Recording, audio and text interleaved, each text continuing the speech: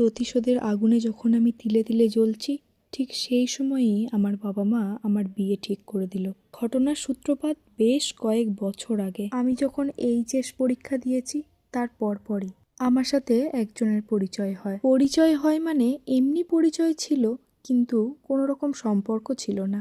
ছেলেটা আমাদের গ্রামেরই, পাশের পাড়ার। কি জানি কিভাবে হয়ে গেল সব কিছু।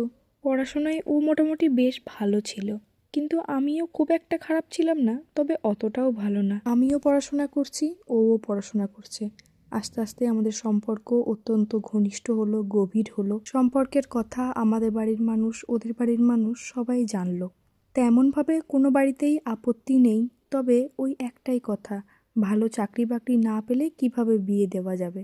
আর আমার বাবা মার তো আলাদাই একটা ক্রাইটেরিয়া ছিল যে মেয়েকে সরকারি চাকরিওয়ালা ছেলের সাথে বিয়ে দেবে। যাই হোক, আমরা মরিয়া হয়ে উঠেছিলাম যে কোনো একটা কাজ পাওয়ার জন্য। ও পড়াশোনার পাশাপাশি কম্বাইন্ডের কোচ নিত, বিভিন্ন এক্সামেও বসতো।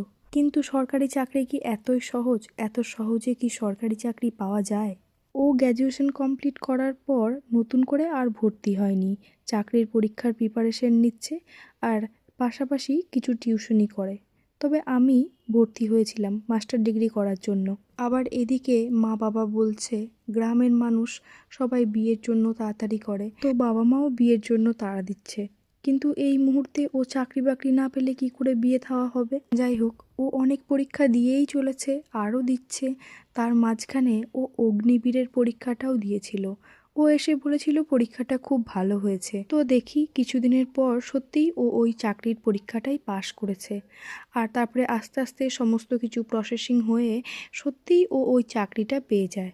আমার তো তখন সোনায় সোহাগা, নিজেকে ভীষণ লাকি মনে হচ্ছিল। আর মনে হচ্ছিল যাকে ভালোবেসেছি তাকেই পাবো, এটা যেন আমার কাছে আলাদা রকমের একটা প্রাপ্তি। যাই হোক, এর কিছুদিন পর আমি ওকে বলি যে তাহলে সমস্ত কিছু যখন ঠিকঠাক হয়ে গেছে, তাহলে বিয়ের ব্যাপারটা এগোনো যেতেই পারে। যেহেতু আমার বাড়ির মানুষজন এই নিয়ে এগোতে চাইছে, তো সেই ক্ষেত্রে ও আমাকে তখন সেদিন বলে যে না, বিয়ে সে এখন করতে পারবে না।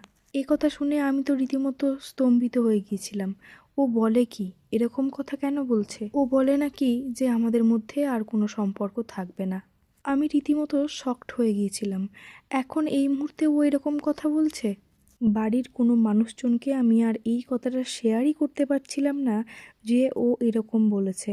মনে মনে ভাবছিলাম সেই সময়ে আমি তোমার এত পাশে ছিলাম, আর আজকে যখন তুমি সফল তখন আমাকে এইভাবে দূরে সরিয়ে দিচ্ছ। এর প্রতিশোধ আমি নিয়েই ছাড়ব। পরের দিন সকালে আমার মা আমাকে